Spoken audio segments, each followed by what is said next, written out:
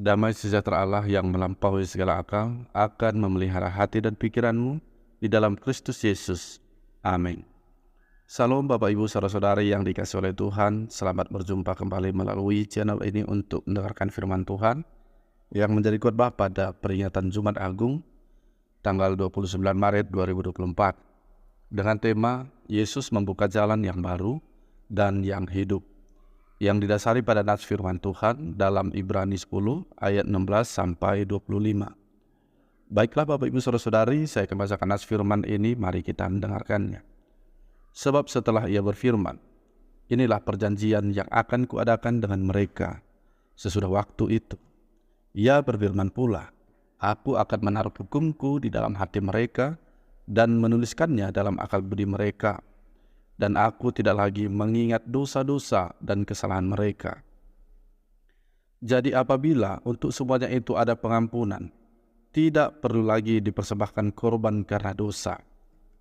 Jadi saudara-saudara, oleh darah Yesus kita sekarang penuh keberanian dapat masuk ke dalam tempat kudus, karena ia telah membuka jalan yang baru dan yang hidup bagi kita melalui tabir, yaitu dirinya sendiri.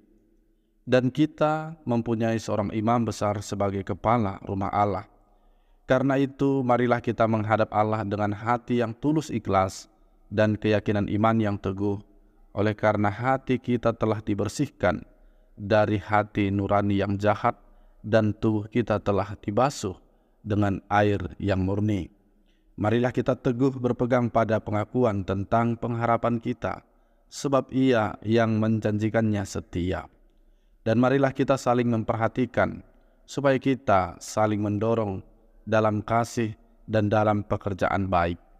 Janganlah kita menjauhkan diri dari pertemuan-pertemuan ibadah kita, seperti dibiasakan oleh beberapa orang, tetapi marilah kita saling menasihati dan semakin giat melakukannya menjelang hari Tuhan yang mendekat. Demikian bunyi firman Tuhan. Saudara-saudara yang dikasihi Tuhan Yesus Kristus, mengawali khotbah ini ada sebuah cerita tentang seorang pilot pesawat terbang militer yang terpaksa terjun dengan parasutnya ke sebuah hutan karena pesawatnya mengalami masalah dan akan jatuh. Hutan tempat pilot mendarat tersebut sangatlah dipenuhi oleh semak belukar. Dia bingung bagaimana keluar dari hutan itu, sebab dia tidak lagi memiliki peralatan yang cukup. Pandangannya sungguh dibatasi oleh semak belukar. Lalu bagaimana ia dapat menemukan jalan keluar? Singkat cerita, ternyata seorang pria penduduk setempat melihat kejadian itu dan datang untuk menolong sang pilot dengan menebas semak-semak yang ada. Sang pilot yang ketakutan berteriak setelah bertemu dengan si pria. Mana jalannya? Di mana jalan keluarnya? Sang penolong balik berteriak, tidak ada jalan, sayalah jalannya, ikuti saya.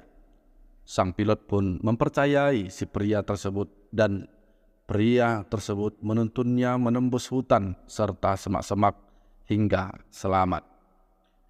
Saudara dikasihi oleh Tuhan, dalam kenyataannya manusia masih banyak seperti pilot dalam ilustrasi ini, di mana masih banyak berada dalam semak-semak kehidupan dan tak tahu cara keluar dari semak-semak tersebut, dan seandainya pun berusaha menerobos semak-semak tersebut tidak menemukan arah yang pasti untuk ditempuh. Dalam situasi seperti ini tentu setiap manusia membutuhkan penolong yang mampu membuka jalan baginya dan menuntunnya ke arah yang tepat. Melalui perikop kali ini kita akan diingatkan kembali akan kebaikan Tuhan Yesus Kristus yang sungguh luar biasa itu, di mana Dia benar-benar sudah membuka jalan bagi kita dan memberikan hidup yang baru bagi kita. Kita dibawa keluar dari semak-semak yang mengacaukan arah dan tujuan hidup kita. Lalu bagaimana Tuhan Yesus melakukannya? Saudara-saudari yang dikasihi oleh Tuhan Yesus Kristus, dalam catatan pada Ibrani 10 ayat 16 sampai 25 ini, kita akan melihat karya keselamatan Kristus yang sempurna itu. Dalam hal ini penulis membandingkan secara tajam antara kurban yang dipersembahkan Yesus dengan kurban-kurban hewan yang dipersembahkan para imam. Kurban Yesus dipersembahkan sekali untuk menghapus semua dosa manusia dan untuk selama-lamanya.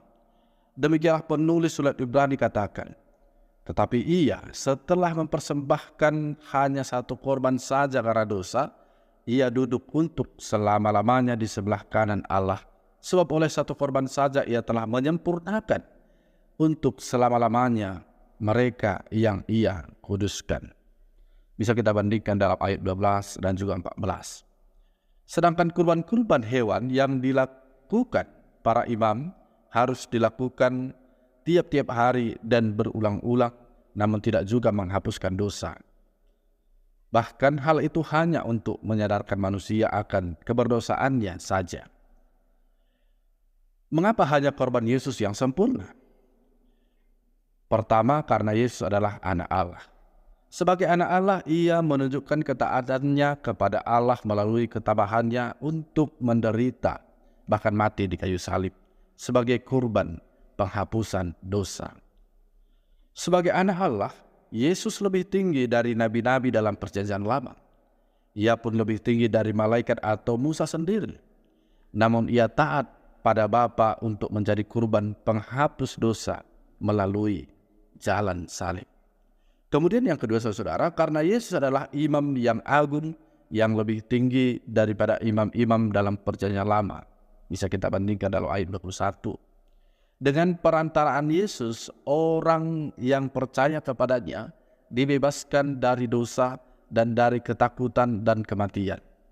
Sebagai imam agung, Yesus memberikan kepada manusia keselamatan sejati yang tidak dapat diberikan oleh upacara persembahan kurban dan upacara lainnya di dalam agama Yahudi.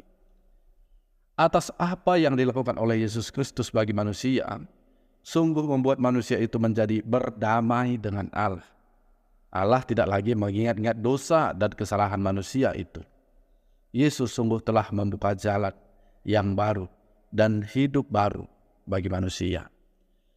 Saudara-saudari yang dikasihi oleh Tuhan Yesus Kristus, hari ini kita memperingati karya keselamatan Allah yang sempurna itu di dalam kematian Kristus di kayu salib. Dalam kesetiaan dan ketaatannya pada Bapa, ia tabah menghadapi derita salib itu.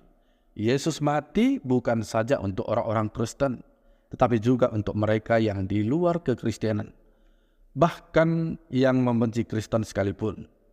Ia mati untuk mereka yang di dalam gereja, tetapi juga untuk mereka yang di dalam penjara, untuk mereka yang kaya, tetapi juga untuk mereka yang miskin. Karena itu, marilah kita datang ke perjamuannya yang kudus dengan hati yang murni, dengan penuh syukur atas keselamatan yang sempurna yang dianugerahkannya kepada kita. Sebagai bukti nyata dari rasa syukur kita, maka kita harus hidup dengan saling mengasihi dan berbuat baik kepada semua orang. Saudara-saudara yang dikasihi oleh Tuhan, saat kita membuka hati bagi juru selamat yang telah disalibkan dan dibangkitkan, berarti kita telah berada pada satu-satunya jalan yang akan membawa kita pulang kepada Allah dan menjadi hidup baru. Tuhan Yesus berkata, "Akulah jalan dan kebenaran dan hidup. Tidak ada seorang pun yang datang kepada Bapa kalau tidak melalui aku." Dalam Yohanes 14 ayat 6. Selamat memperingati Jumat Agung.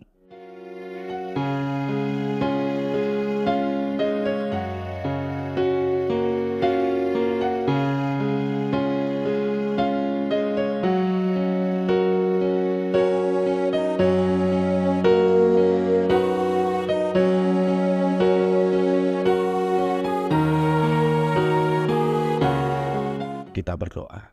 Bapa dalam surga, terima kasih buat kebenaran firman Tuhan yang telah mengingatkan kami betapa besarnya kasih Tuhan dalam kehidupan kami. Tuhan telah membuka jalan bagi kami. Tuhan telah menjadikan kami menjadi hidup kembali, hidup baru. Itu semua karena Tuhan dan tidak pernah bisa karena usaha kami Tuhan. Oleh karena itu Bapa di surga, biarlah kami senantiasa setiap hari menyadari hal itu, sehingga kami selalu terus mendekat kepada Tuhan di dalam kehidupan kami. Ampuni kami Tuhan dari segala dosa kami, sehingga kami layak selalu di hadapan Tuhan. Di dalam nama Yesus kami berdoa. Amin.